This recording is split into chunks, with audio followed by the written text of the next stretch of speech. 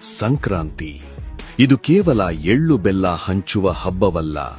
ಇದು ಭಾರತೀಯ ಸನಾತನ ವಿಜ್ಞಾನ, ಖಗೋಳಶಾಸ್ತ್ರದ ಅದ್ಭುತ ಸಂಗಮ ಮತ್ತು ಬ್ರಹ್ಮಾಂಡದ ವಿಸ್ಮಯ. ಇದರ ಹಿಂದಿನ ರಹಸ್ಯಗಳನ್ನು ಕೇಳಿದರೆ ಪ್ರತಿಯೊಬ್ಬ ಭಾರತೀಯನಿಗೂ ಹೆಮ್ಮೆಯಾಗುತ್ತೆ.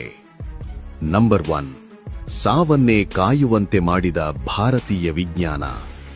ಮಹಾಭಾರತದ ಪಿತಾಮಹ ಭೀಷ್ಮರು ಅರ್ಜುನನ ಬಾಣಗಳಿಂದ ಇಡೀ ದೇಹ ಜರಡಿಯಾಗಿದ್ದರು, ಹನಿ ನೀರಿಲ್ಲದೆ ರಕ್ತ ಸೋರುತ್ತಿದ್ದರು, ಬರೋಬ್ಬರಿ 58 ರಾತ್ರಿಗಳು ಪ್ರಾಣ ಬಿಡದೆ ಕಾದಿದ್ದರು. ಯಾಕೆ ಗೊತ್ತಾ? ಅವರಿಗೆ ಬೇಕಿದ್ದಿದ್ದು ದಕ್ಷಿಣಾಯನ ಎಂಬ ಕತ್ತಲಲ್ಲ, ಅವರಿಗೆ ಬೇಕಿದ್ದಿದ್ದು ಉತ್ತರಾಯಣ ಎಂಬ ಮೋಕ್ಷದ ಬಾಗಿಲು. ಸೂರ್ಯ ಮಕರ ರಾಶಿಗೆ ಬರುವವರೆಗೂ ಯಮನನ್ನೇ ಗೇಟ್ ಪಾಸ್ ಇಲ್ಲದೆ ತಡೆದು ನಿಲ್ಲಿಸಿದ ಆ ಛಲದ ಹೆಸರೇ ಸಂಕ್ರಾಂತಿ. ಸಾವನ್ನೇ ಗೆದ್ದು ನಿಂತ ಭೀಷ್ಮ ಕಾಯ್ದಿದ್ದು ಈ ದಿನಕ್ಕಾಗಿ. ಮಕರ ಸಂಕ್ರಾಂತಿ ಕೇವಲ ಹಬ್ಬವಲ್ಲ, ಅದು ಬೆಳಕಿನ ಪಯಣ. ನಂಬರ್ 2, ಇದು ಜಗತ್ತಿನ ಏಕೈಕ ಸೈಂಟಿಫಿಕ್ ಹಬ್ಬ.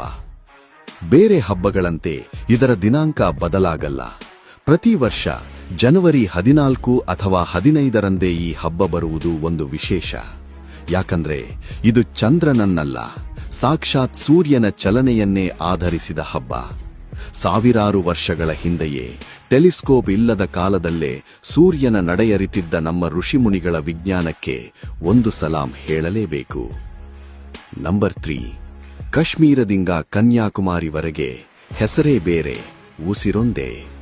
ಕರ್ನಾಟಕದಲ್ಲಿ ಸಂಕ್ರಾಂತಿ, ತಮಿಳುನಾಡಿನಲ್ಲಿ ಪೊಂಗಲ್, ಪಂಜಾಬ್ನಲ್ಲಿ ಲೋಹರಿ, ಗುಜರಾತ್ನಲ್ಲಿ ಉತ್ತರಾಯಣ್. ಅಷ್ಟೇ ಅಲ್ಲ, ಬಾಹ್ಯಾಕಾಶದಿಂದಲೇ ಕಾಣುವ ಜಗತ್ತಿನ ಏಕೈಕ ಮಾನವ ಸಮೂಹ ಕುಂಭಮೇಳ ನಡೆಯುವುದು ಇದೇ ಸಮಯದಲ್ಲಿ.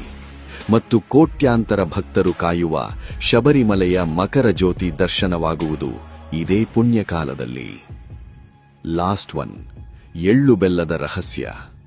ನಾವು ಎಳ್ಳು ಬೆಲ್ಲ ತಿನ್ನುವುದು ಕೇವಲ ರುಚಿಗಲ್ಲ, ಇದು ಚಳಿಗಾಲಕ್ಕೆ ದೇಹಕ್ಕೆ ಉಷ್ಣತೆ ನೀಡುವ ನ್ಯಾಚುರಲ್ ಇಮ್ಯುನಿಟಿ ಬೂಸ್ಟರ್. ಒಳ್ಳೆಯದನ್ನೇ ಹೇಳು ಎನ್ನುವುದು ಮನಸ್ಸಿನ ಆರೋಗ್ಯಕ್ಕಾದರೆ, ಎಳ್ಳು ತಿನ್ನುವುದು ದೇಹದ ಆರೋಗ್ಯಕ್ಕೆ. ಬನ್ನಿ, ಕತ್ತಲಿಂದ ಬೆಳಕಿನೆಡೆಗೆ, ಅಜ್ಞಾನದಿಂದ ಸುಜ್ಞಾನದ ಕಡೆಗೆ ನಡೆಯೋಣ.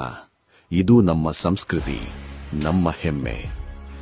ಎಲ್ಲರಿಗೂ ಮಕರ ಸಂಕ್ರಾಂತಿ ಹಬ್ಬದ ಹಾರ್ದಿಕ ಶುಭಾಶಯಗಳು.